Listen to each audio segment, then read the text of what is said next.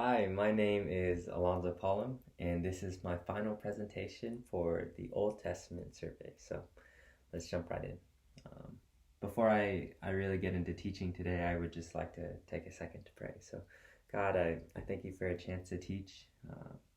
Pray that you would be with me. Jesus, this isn't about me sounding good or proclaiming a bunch of information. This is just about being with you, Lord. So let that not just be true in my words, but let it be true in my heart, and then out of that in my actions. In Jesus' name, amen. So today, I want to be talking to you guys about the poetry and wisdom books of the Old Testament. So what are the poetry and wisdom books of the Old Testament?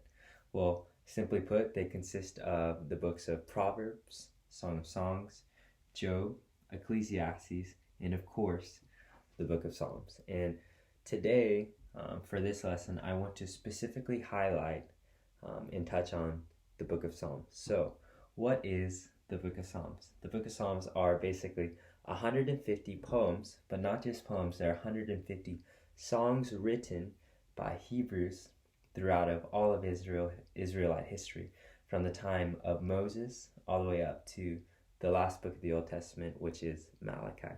And these are songs of praise and rejoicing of how amazing God is, of how great life is going, how great it is to live in God's temple as one of God's people. And then these are also songs of lament and weeping, of just feeling discouraged and forsaken by the Lord. And so these books basically cover a wide range of emotion from the Israelite people, the followers of Yahweh.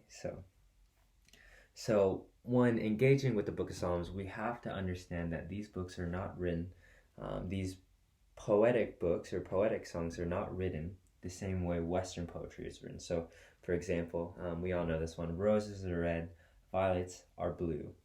This is an example of Western poetry, which basically follows a rhyming type of rhythm. Hebrew poetry does not do that. It follows a different set of guidelines. It follows guidelines or principles of balances and parallels. So let me just read a psalm for you guys to give you guys an example. So this is Psalm 35, starting in verse 1. It says, "Contend, O Lord, with those who contend with me." And this is David speaking. So, "Fight against those who fight against me. Take hold of shield and buckler, and rise for my help. Draw the spear and javelin against my pursuers. Say to my soul, I am your salvation." And if you see here, David presents, introduces this topic of God, be my contender. And then from that, the next 2 points, they deepen or expand this main point of God being defender. It says, God, be my defender. So take up your shield, because you're going to need to have your shield to be my defender.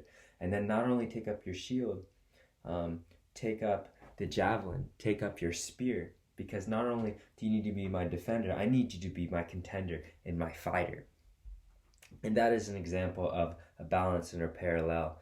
That in a parallel and in a balance, the lines build off each other. Each line has tension, and they have to do with one another. You can't take one line out without needing the other. They're just very vital and critical to the other. But you can actually interchange them, and the meaning of the passage will be much the same. So, what are the importance of the Psalms? The importance of the Psalms is that they show us the high emotion of God's people. This makes it very easily relatable for us today. That sometimes we feel like we're on the highest highs, we're on the mountaintop with God, but sometimes we feel like we are at the lowest lows. A psalm that comes to mind is David saying, my God, why have you forsaken me?" But then another psalm, Psalm 34, says, "Taste and see that the Lord is good." Just such radical, varying emotions.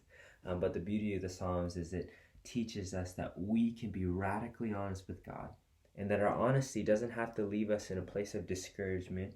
It doesn't have to leave us feeling like we're in the miry pit or in the miry clay. That our emotions, that God desires for us to be honest with Him, but our honesty can actually lead into declaration and praises of who God is. That we can start off saying, my God, why have you forsaken me? But then we can say, like, oh, my soul, why are you downcast? Like, hope in God, like, praise God. Like, I command you to praise God. And these Psalms give us a picture of how we can be radically honest with God, yet not end up becoming discouraged and depressed because of it. But we can be honest and lead into declarations of how wonderful God is despite our feelings. So that is the book of Psalms. Thank you.